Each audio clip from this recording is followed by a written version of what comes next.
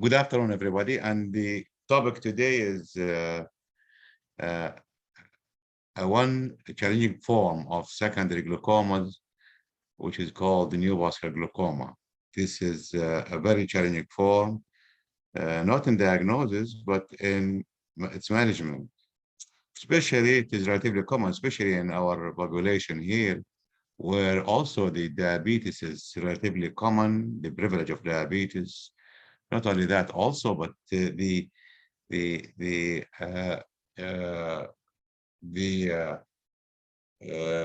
what I can say it, the ignorance of our population affected by diabetes. They don't take the disease seriously, so until they reach a very late stage, unfortunately, and you can start to see the complications of diabetes on the eye. Among them is the neovascular glaucoma. So it is one of the most challenging forms of secondary glaucomas. As you see here, and this occurs when a fibrovascular tissue grows on the angle, on the iris, obstructing the aqueous outflow from reaching its pathway, whether in the open angle stage of a neovascular glaucoma or in the angle closure type, in the open angle where there is a translucent fibrovascular tissue covering the trabecular meshwork, preventing the aqueous from passing through the trabecular meshwork to its normal channel. So this membrane or the closed angle obstruct the meshwork from carrying its normal function, and this will lead to elevation of the intraocular pressure. As you see here, this is a picture of the fibrovascular membrane when it contracts. It will pull the eyes and close the angle. As you see here, I show you part of the angle is closed, part is open. This is in the process of angular closure when the vascular membrane start to contract. So this will lead to elevation of the intraocular pressure in these eyes, which is difficult to, in most cases, to control and to save the vision in these eyes. However, the situation nowadays, in the last 2 decades or so, the situation is much better than 3, 4, or 4 or 5 decades ago, as we will see later. So this is, you know, as you see, the membrane, the fibrovascular membrane, any vessels here, any abnormal vessels, always accompanied by fibrous tissue. So although you don't see it, but you see the vessels, so it is accompanied by fibrous tissue, translucent before in the beginning of the process. So this is the formation of these vessels and the abnormal blood vessels on the surface of the iris. And when it contracts, as you see in this case, I took it from one of the colleagues' lecture outside, and you can see the iris is pulled to the angle. So with the Trabeculectomy, and you see the iris processes, cellular body processes, which is not usually visible on gonioscopy.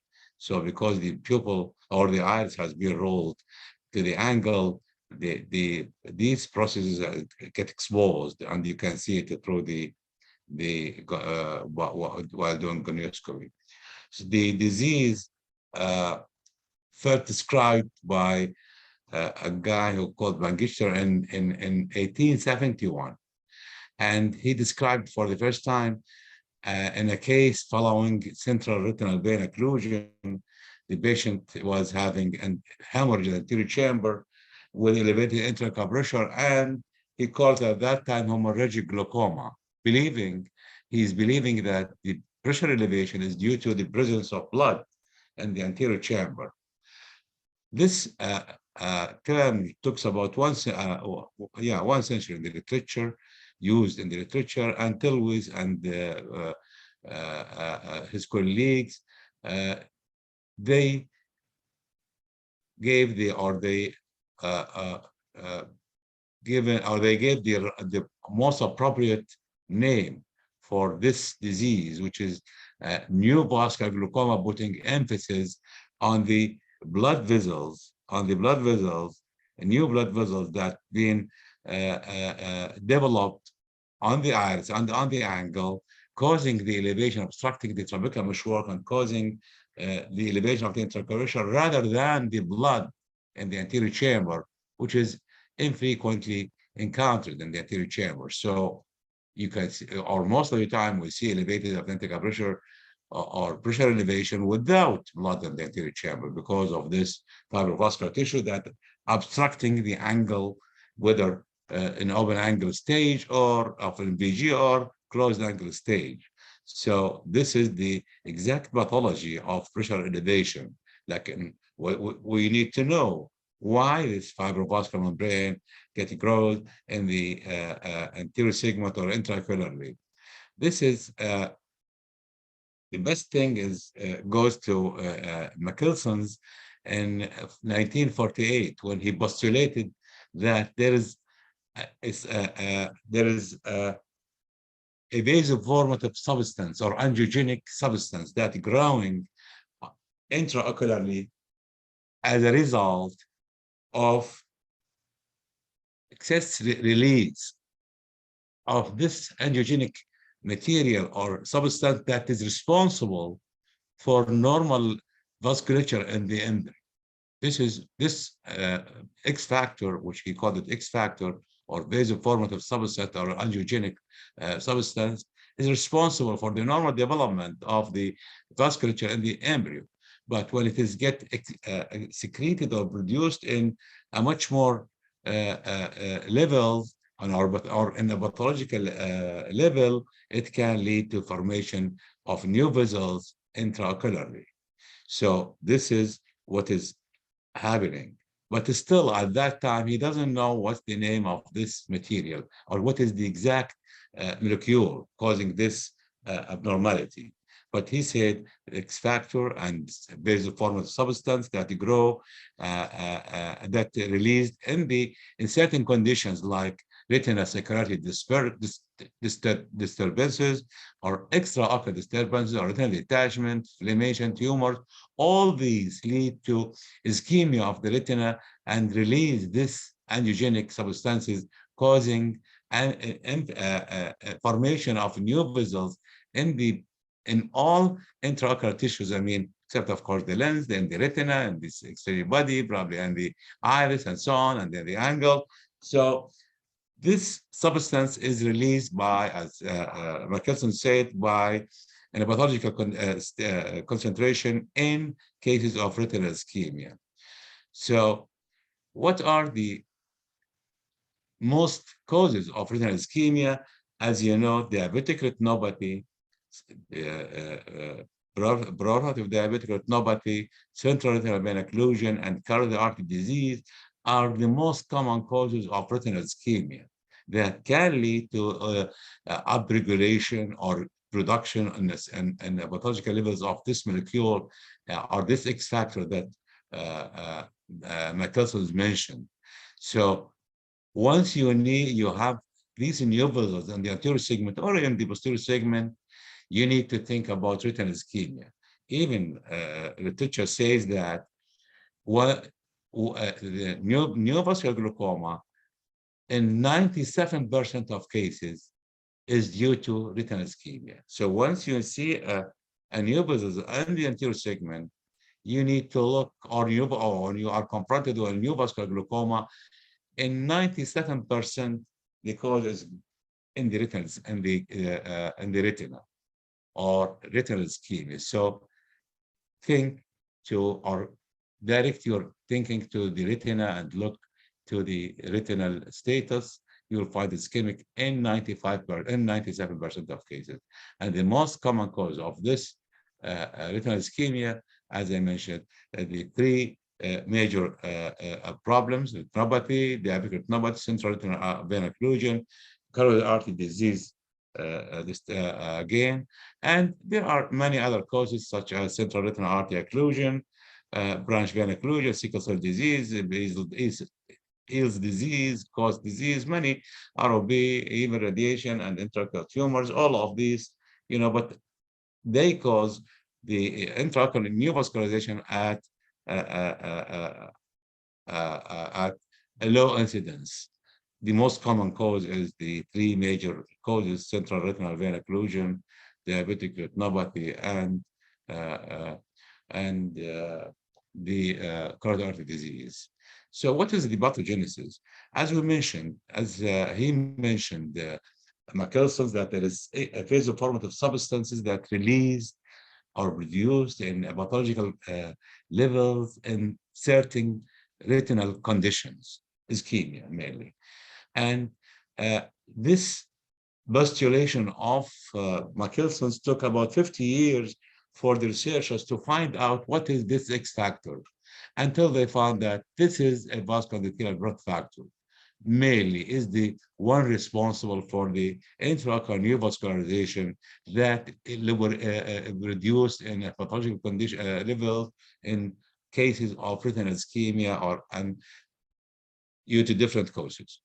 So what is vascular endothelial growth factor? It is one of 9 non-polypeptide growth factors. It has high specificity for the endothelial cells, causing their migration and mitosis, and also increasing the endothelial cell permeability. For this reason, we see the oxidation and so on. So this is the vascular endothelial growth factor, the primary cause or primary molecule that lead to the intraocular neovascularization in certain conditions of the retina. So from where it's released or reduced vascular endothelial growth factor? Almost from all intraocular structures except the lens epithelium. And the most common or the major source, as the literature says, is molar cells in the retina. So it can be reduced by corneal endothelium, by retinal pigment epithelium, ganglion cells, iris pigment epithelium, uveal melanocytes, and all the intraocular structures. And the main source, as they mentioned, that it is the molar cells. So pay attention when somebody asks you what is the most common or the main producer for the VGF. In the clinical studies, this is published in one of the most respected journals, New England Journal of Medicine, and they look to the vitrectomy sample of 210 patients. They looking for the concentration of VGF. They took the vitreous sample due to different reasons, and they found that the vitreous concentration of VGF in patients with proliferative diabetic retinopathy found to be 36 times more than its concentration in the vitreous sample in patients with non-proliferative diabetic retinopathy. And they found also that this is indicating the mechanism behind that, which is the retinal ischemia. And they found that its concentration in the vitreous is much more than its concentration in the aqueous humor, indicating again the source of this molecule and the diffusibility of this molecule. Another important finding, they found that the concentration of the VGF decreases in the vitreous cavity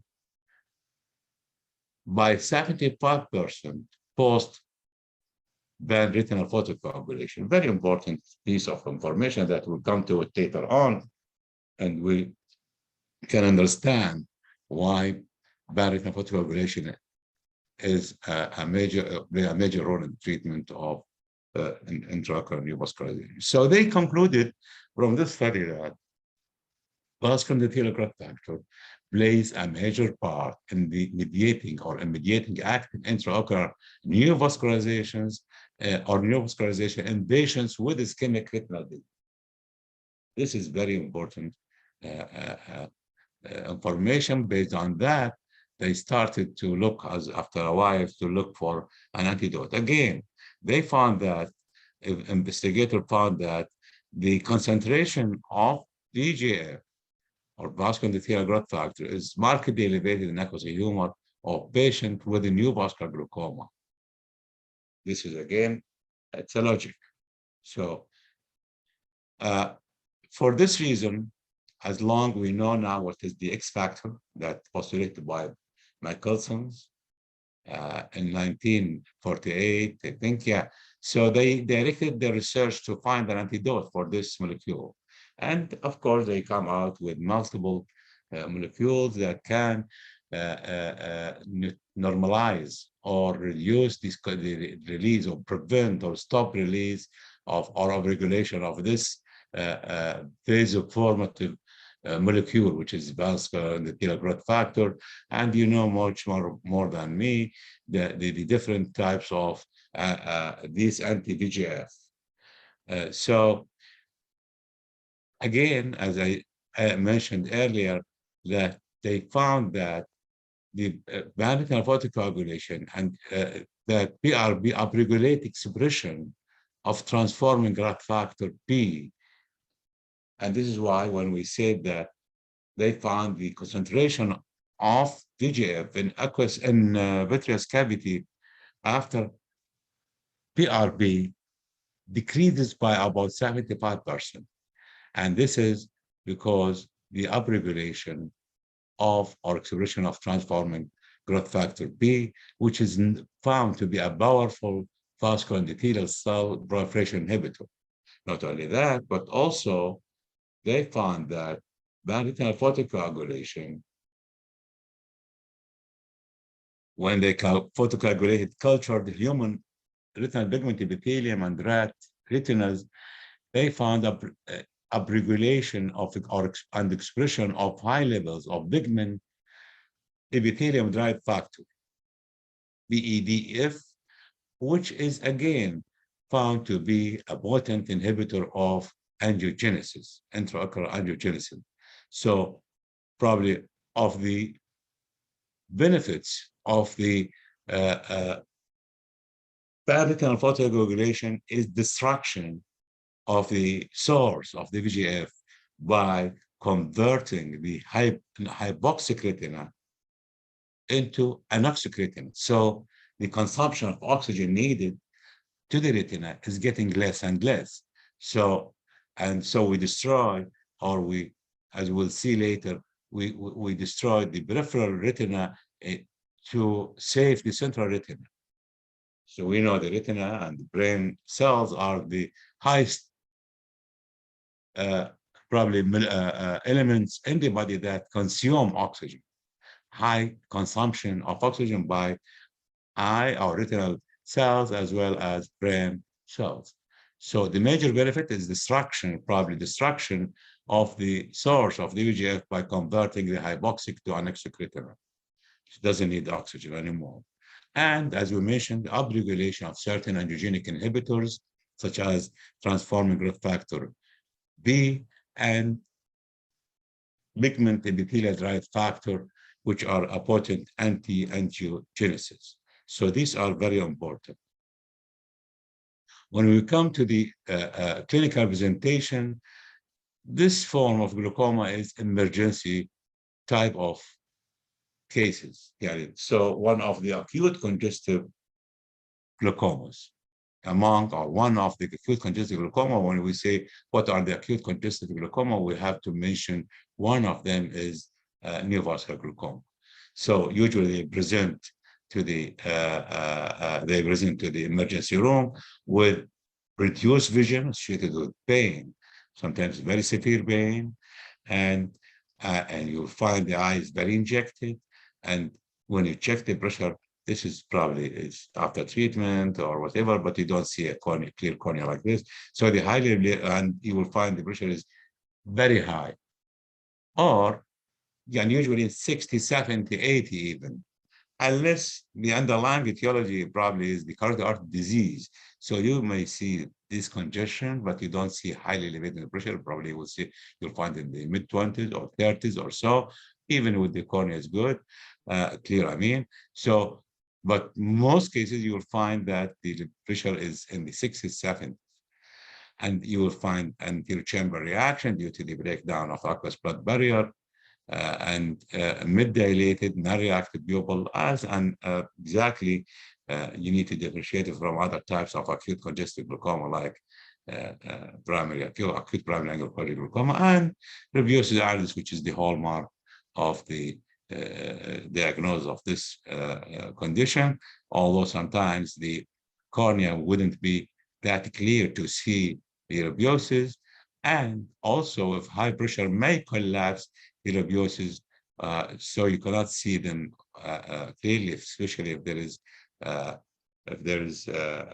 corneal edema. Again, if the situation is allowing you to do a gonioscopy, you might find the new vascularization of the angle or NVA. And by the way, this is not an emergency room, but when you deal with your patient in the clinic and you look to the new visuals on the iris, doesn't mean that there is no new visuals on the angle. In 10 to 12% of the patient, the new visuals might start in the angle before it appears on the iris. So this is the clinical picture. So what is the management? You know, I remember when I was a resident at that time, the mid-80s or so, that's been about 3 decades, yes. I remember that many cases of NVG that ended by enucleation. So he said, that enucleation is the only practical treatment for neovascular glaucoma. This is not that far away. You are talking about 70s, 1970s. And Grant, he said that no means are known to prevent neovascular glaucoma. Again, yeah, talking, and it's something that we can see it, not far away. And Hoskins, they said the treatment of NVG is disheartening. This is not far away. And as I told you, remember, probably most of the neglected eyes that I have done is due to blind painful eye due to neovascular glaucoma. And I remember what we are doing at that time is cyclocryotherapy in 80s and early 90s or late 80s. And we are doing cyclocryotherapy most of the time. Anyhow, so the situation nowadays is much better, as I told you. You know, situation is improved because of the new medical and surgical approaches, not only that, but because of our understanding and control of the angiogenesis. We know what is the problem and coming from where, and we have the tools how to combat it. So yes, like the most important thing is prevention in the management of neovascular glaucoma is prevention. And by what? By recognition of patients who are at high risk for developing neovascular glaucoma, such those who BDR, vein occlusion, central vein occlusion, and other causes, cardiac disease. So what we need to do to correction of the underlying pathology, close observation of the iris and angle for the first appearance of the MVI and MVA, and once there's MVI and MVA, it's efficient and sufficient, not massaging, efficient and sufficient PANRETINAL photocoagulation with or without anti-VEGF. And this is our gold chance to afford or to prevent the development of neovascular glaucoma. So you need to see who are at high risk, as I said, and of course, you know, all these patients at high risk of developing retinal ischemia and formation or release or of blood conditional growth factor and formation of the new vessels. So once you are in the management, you need to have determinants. You need to look for the visual potential and the clarity of the media.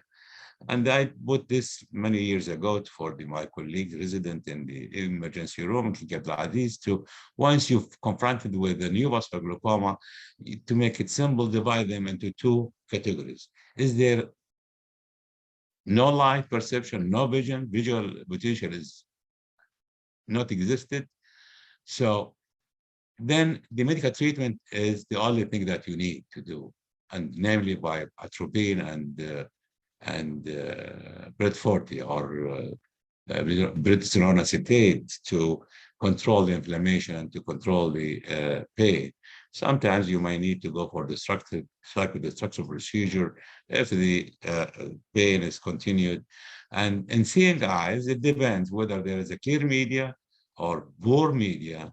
Among them is the vitreous hemorrhage, for example. In clear media, anti-VEGF and then PRP, or even sometimes if the VEGF usually doesn't take time for the neovascular to disappear, 2-3 days, and you can, if the pressure is high, you probably don't need to wait for to do PRP. So you can go and do your glaucoma procedure and don't expect that the pressure with anti-VEGF will regret or will go back. Or I see sometimes some reports or some people they say that if you control the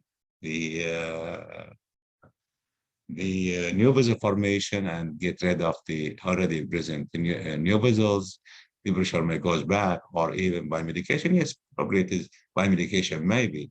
But anyhow, almost always they need surgical intervention. These eyes with the neovascular glaucoma. So give the anti-VEGF. Pressure is very high. You don't need to wait as we were doing in the past before the era of anti-VEGF. In the mid-90s, me and Professor Ashraf, Professor Amro, we were admitting the patient and taking 2 weeks, 3 weeks, observing the patient and giving the lasers until the results disappear. Then we take him to the OR to control the IUB. So, and then you can do PRP. Again, poor media, again, you need to give anti-VEGF, for example, if there's a cataract or vitreous hemorrhage also, and you can give into laser, and then probably you need to go, if the situation is possible or the ocular surface is suitable for trabeculectomy. Otherwise, you can go for tube surgery. In all these cases, if the eye is not suitable for filtration surgery, or namely the trabeculectomy, then you can directly go to tube surgery. So medical therapy is the aim of it is to control inflammation and pain, cycloplegia, not less than atropine, steroids, spread 40 or so. Medical therapy also to control the IUB by aqueous suppressants, topical steroids, and avoid myotics and prostaglandin. The aqueous blood barrier is already affected, so these may again aggravate the condition and pain also, and the injection of the eye and congestion of the eye. So we don't see any role for them in the setting up neovascular glaucoma. Anti-VEGF again is a very important tool in our hand nowadays, and it's characterized very simple and characterized by rapid resolution of the MVI. And once you gave the MVI, the anti-VEGF, again, you need to control the release of VEGF in a permanent way, which is the definitive treatment. The PANRETINAL photocoagulation is the definitive treatment, if possible. Of course, when we say if possible, if the media allows and the patient allows, situation of the patient, and this is the different treatment because it reduces and eliminates anterior segment neovascularization. Even I remember before the era of these things, this is what I was telling you a while ago. In 2-3 weeks, when you give full BRB, yes, in 99.9 probably you will see disappearance of new vessels in the iris in 99.9 of patients. So yes, it is a very important tool in the treatment of this disease. Conventional, طبعا, then in established cases, then we need to, as we mentioned, medical treatment, but this treatment is not necessarily to have an already established neovascular glaucoma, but any case of MVI or MVA, you need to find out what's the reason, and if it is retinal ischemia, then you need to deal with it in this way. And but in established cases of a neovascular glaucoma, conventional treatment is, yeah, it's not all, it's rarely, to be honest with you. I don't remember a case that I'm following of a neovascular glaucoma which is controlled on medical therapy alone. So most of these cases need intervention, surgical intervention, either, which is the best thing is filtration surgery, as we'll see later, tube surgery, sacroiliac procedure, and sacroiliac procedure. It is, yes, probably in the past, but nowadays I don't see an eye that have a good visual potential. I don't see any rule for it in such setting. And not only that, it also has a high rate, not only because the predictability of the effectivity of this procedure, but also there is a high rate of serious complication and visual loss, as you see here. As you, again, if you combine it with anti-VEGF, again, the visual loss up to 25%. And this is, I think, being published when they got in 2010, and still probably with the improvement now of the cyclic photocoagulation machines, probably the risk, we don't see at least such a volume or percentage of visual loss. Cryotherapy is, of course, nobody doing it now, except in some countries where there is no, or the health sector facilities is very limited. Then we come to tube surgery. Tube surgery is probably more suitable for previously operated eyes, those eyes that the trabeculectomy is not suitable. So, but we need to remember that they have a variable success rate and high rate of visual loss. Again, it is, we don't see this, although this is published in 93, I think, yes. In 93, sorry, I don't know. Anyhow, so in 90, so the high rate of visual loss in up to 48, we don't see it, to be honest. Probably nowadays, or this is in the era of non-valve implants. So we don't see this high rate of visual loss of the bulb, but has been reported, as I told you. Now, filtering surgery, before I go to filtering surgery, and how did we start it? To see it as a first option, surgical intervention and Trabeculectomy in neovascular glaucoma. Yeah. So this is, I came across an article. This is in 90s, written by Flanagan and Blank, and published in British Journal of Ophthalmology. This is very important one. A few cases, but you learned a lot of them. They concluded cases of NVG or neovascularization, and they treat them with with laser treatment at that time, and they concluded that they said if the neovascular element can be removed and further neovascularization prevented,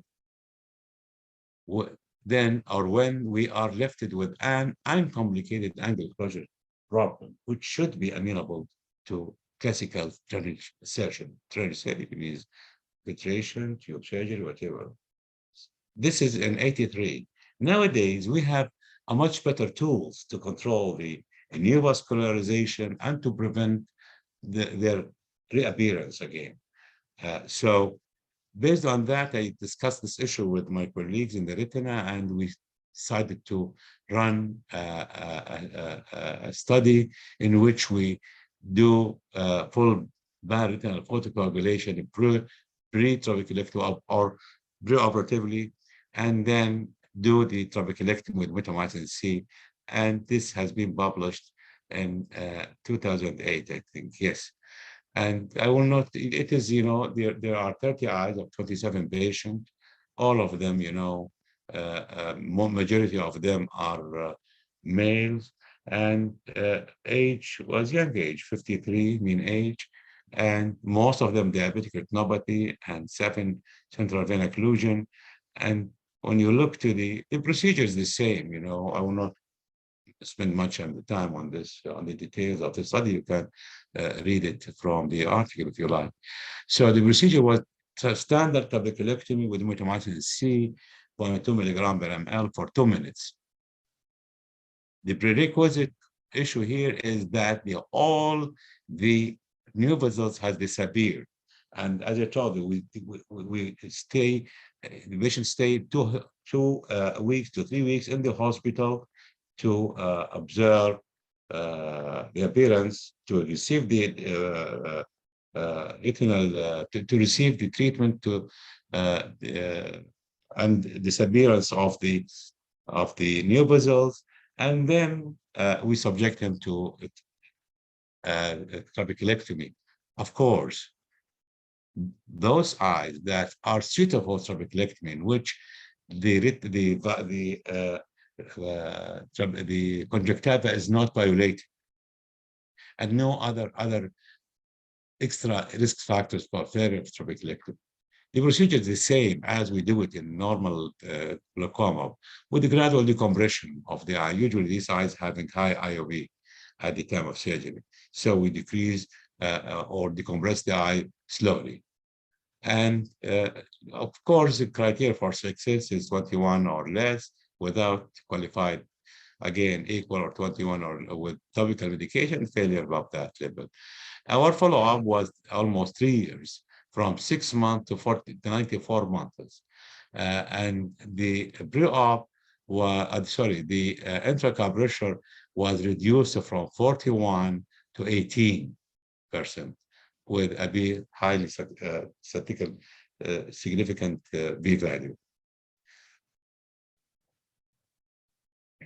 And the number of medication decreases, and this is not, so our results, we found, we ended after mean follow-up of 3 years, a success rate, complete success rate, where there's no medication in 80% cases.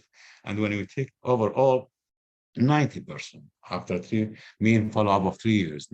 And this is not usually achievable even in ordinary glaucoma, normal glaucoma, an angle, closed angle, whatever, or secondary.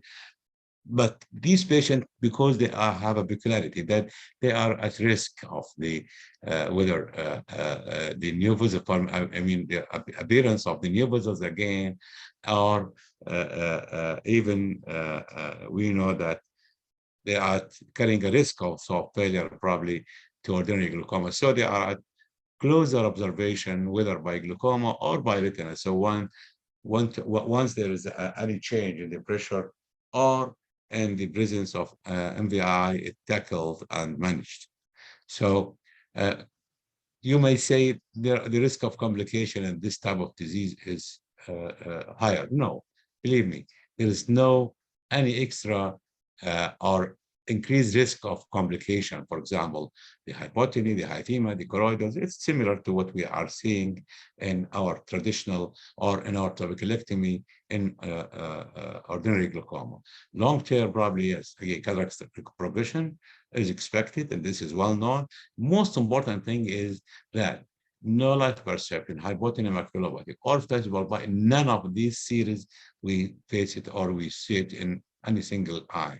And when you look at the literature, they will find that whether after a tube surgery or after, as you see, we showed it a while ago, or after our tube surgery or trabeculectomy, you will find NLB, hypotony, and bulbar, and serious complication is common. I believe, yes, if the underlying pathology has been controlled well, anything will do well, and you will avoid these things. But you need a prerequisite to control the underlying pathology. Otherwise, what you are doing is wasting your time and patient time. So we concluded from this study, and see, by the way, after this study published, we start to see similar studies from Moorfield and so on and other places. So the neovascular glaucoma as a preventable and treatable condition, anti-VEGF therapy has a central part in the management as an adjunctive therapy, temporary effect. PANRETINAL photocoagulation is the definitive and prerequisite for successful trabeculectomy and neovascular glaucoma. As I told you, not trabeculectomy, but also in any intervention, even for CBC, you need to control the underlying pathology. So in summary, yes, it's a common secondary glaucoma, or it's open or closed stage, and it's common in our more common in our country or on our population because the prevalence of the disease in our population, unfortunately, and the ignorance of their condition until they reach that stage. And you remember, sometimes you may see patient with a neovascular glaucoma with the angle closure, neovascular glaucoma, and has been subjected to refractomy. No peripheral block in this disease. So there is no place for peripheral iridotomy. It's contraindicated. It's contraindicated in neovascular glaucoma. There is no peripheral block. Not usually, always. You don't see peripheral block. Most common cases or causes of are diabetes, central retinal vein occlusion, and further artery diseases. These are the most common, as we mentioned in the beginning, of retinal ischemia that lead to formation or to development of neovascular glaucoma, as we mentioned. 97% of cases of neovascular glaucoma are due to retinal ischemia that caused most commonly by central retinal vein occlusion, diabetes, and cardiac artery disease. Repeated gonioscopy is mandatory, even in the absence of MVI in patient at risk. As I mentioned earlier, yes, in MVA, so gonioscopy is very important to look if there is any MVA and neovascular at the angle. In 10 to 12%, they may appear before the development or appearance of the MVI. So treating the underlying disease as a prerequisite for any successful surgical intervention. Nothing to do. If you want to save the patient eye from not only from the complication of the retinal ischemia, but also from the ischemia itself, you need to give the proper treatment for the underlying pathology. And then you can deal with the complication of this disease. Among of them, or on top of them, is the neovascular glaucoma. After this is one of our patients, you see beautiful clip, but again, you don't forget them. You start to see reappearance of the new business. So you need to have a lifelong follow-up with these patients, whether from your side or a glaucomatologist or from the retinal side. So I'll stop at this point and we'll see if there's any question or comment. I'm happy to receive it. Here, how can I put it like this? So I have the base, so I have the base, so I'll finish the lecture here. Yes. That's the question. Okay. Probably this is fine. Speaker. What is this gathering? What is it? Okay. Okay. Okay, that's question. Okay. What is the man? Oh, I remember this resident. He's very nice in his basic science course. He made a very nice comment on one of the slides that they presented of hypostenotic activity. In open angle stage, will medical management anti-VEGF and will it solve VEGF and VRB? Sorry, yeah, VRB. He means will it solve NVG, or do we need filtration surgery? As I mentioned, yes. I don't remember that I was able to control an NVG with medication, to be honest with you. Probably supplement after surgery, but to give treatment for this type of disease, medical treatment has very limited role. Okay. Any other question? No, but okay. Question, please, or comment properly in glaucoma or retina.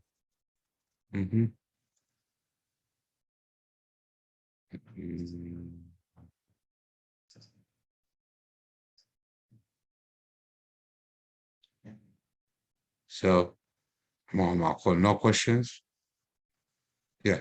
Impatient, okay. Impatient, if patient had chronic RD and NVG, how we can manage him? Very good question. This is probably to retinal, definitely, this needs to go for the, again, it's the same thing. We need to deal with the primary or underlying pathology. The NVG is due to the chronic RD. So you need to go, and if there's a visual potential, you need to go and fix the retinal detachment and then deal with the NVG.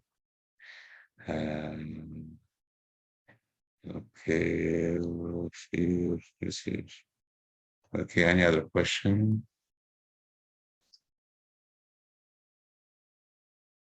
Any comment, please? You can make comment from retinal colleagues, glaucoma colleagues. Any questions from my colleagues? Again, names in front of me.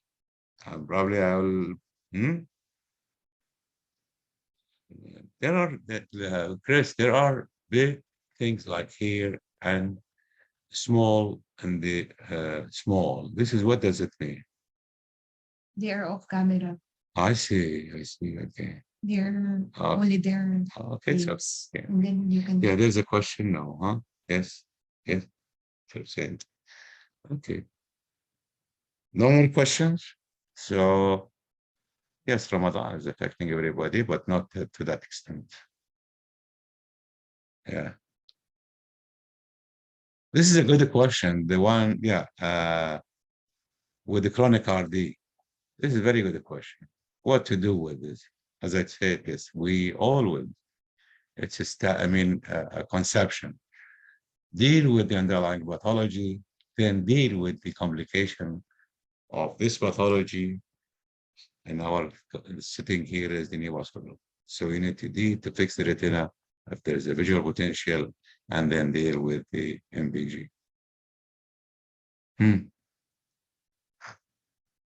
Any comment? No comment. Okay. So, yeah. Okay. If the reason for NVG is CRVO with hand motion vision, do we have to proceed for TRAB or cyclo or diet cyclo photocoagulation? Very good question. Central retinal vein occlusion, we need to know why the hand motion is due to because of the retinal hemorrhage. Definitely, hand motion, that's mean, first of all, you are talking about, and there's NVG, you are talking about ischemic retinal vein occlusion. Usually, the vision is not that bad to hand motion, but it can be hand motion. Usually, they have counting finger or even up to 2400 or even much better. But anyhow, yes, still, there is hand motion.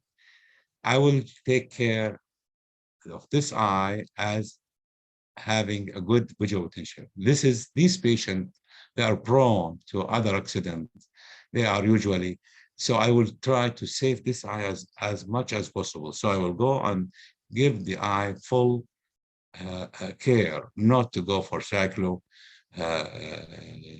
phytocoagulation or so. I will go and give the proper treatment for the underlying pathology or the central vein occlusion to see if there's a place for anti-VEGF or BRP, and then control the neovascularization, and then go and deal with the pressure, whether by trabeculectomy or by tube surgery, before I think or to cycle the structural procedure. The hand motion in such a patient, yes, I don't know what will happen to the other eye in the future. So I will try to see a big difference between somebody who see a hand motion to those who cannot differentiate light from day from night. Okay.